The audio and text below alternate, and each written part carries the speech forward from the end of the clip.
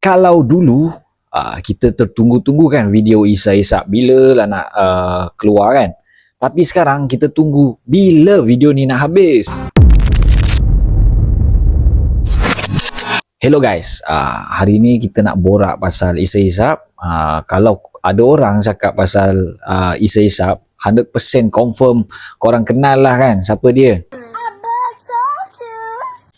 Mr. Beast Malaysia yang selalu buat konten bantu-bantu orang masa-masa dulu kan, and banyak lagi konten lain macam survival and project yang gila-gila lah. Tapi sekarang kenapa ramai yang komen negatif dalam video dia and video yang orang post pasal dia? Negatif yang aku maksudkan adalah macam ramai yang tak puas hati pasal tim dia yang kena buang, pasal video dia yang terlalu panjang, and banyak lagi lah selain daripada dia promote biskut dia yang kubit tu kan. Persoalannya sekarang aku nak tanya, kenapa boleh jadi macam ni? Bila kita tengok kat komen, aku rasa macam ni zaman kejatuhan Isa ke? Jom aku tunjuk beberapa komen yang nampak diorang ni sangat kecewa dengan konten Isa yang baru-baru ni. Video latest jet ski motor paling tak best bagi aku. Tak tengok langsung nampak macam bad planning punya video. Dah lah sampai 24. Kalau korang suka terserah korang. Aku just sampaikan apa aku rasa. Dulu terus je nak tengok. Sekarang tak apa-apa je video. And then ramai lagi yang reply komen tu cakap betul tu and bla bla bla bla. Video panjang sangat. Aku dah stop or tengok suku je. Jadi boring dan tak ternanti-nanti dah. Hahaha. Okay. Mr. Beast pernah cakap kalau video dibuat terlalu jarak akan buat penonton bosan. Sedih lah tengok komen ramai cakap bosan, dan sejujurnya saya pun ada rasa bosan tapi takut nak ungkapkan sebab saya masih rindu vibe yang dulu. Yang sebelum ada Aiman Part 2 dan selepas kehadiran Aiman Part 2, konten semakin rancak dan lagi seronok nak tengok. Sekarang, lepas satu-satu tiada, sedih dalam konten pun pudar. Panjang pula komen kau ni. Dan ada betul juga Aiman pernah cakap time duduk kat pulau tu, pada satu tahap yang zaman korang akan habis.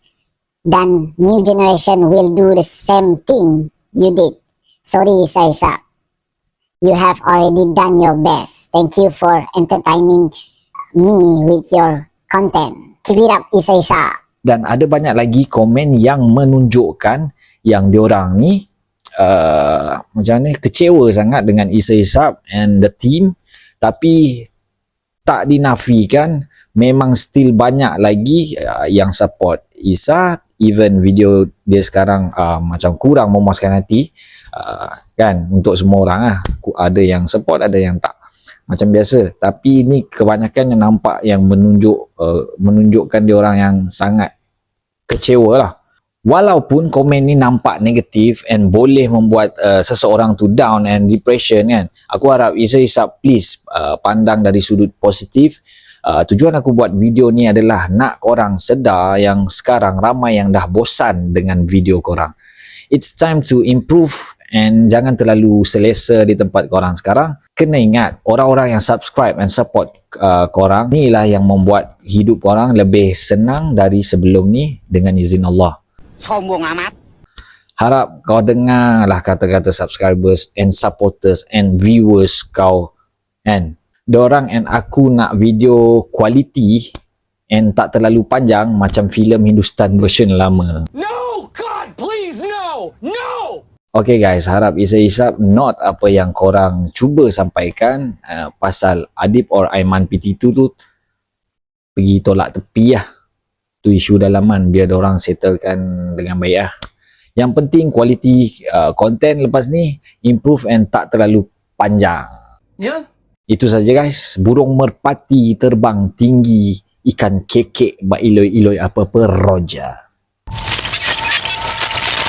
Why so serious?